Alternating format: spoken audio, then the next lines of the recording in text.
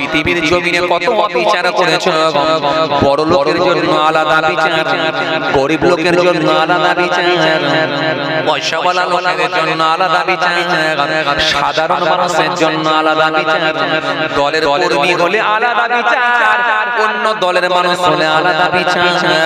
সেদিনে করেছিলেন মুখ চেয়ে চেয়ে বিচার, কিয়ামতের ময়দানে আল্লাহ বলবে দাও এবারে হিসাব।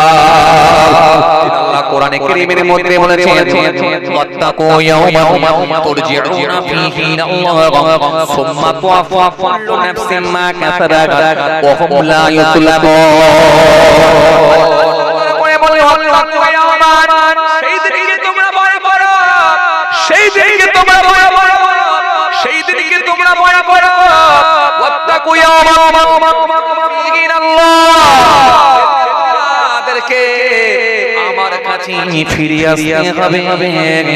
সেদিনে পালাবার কোনো জায়গা নাই, যেখানে তুমি যাও না কেন। আহারে বান্দা কোথায় তুমি যাবে একবারে বলো, যদি বান্দা কোথায় তুমি যাবে একবার বলো।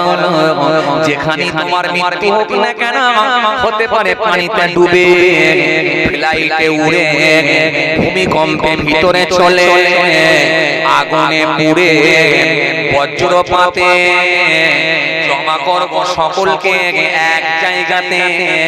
সেই দিনটা কোন দিন?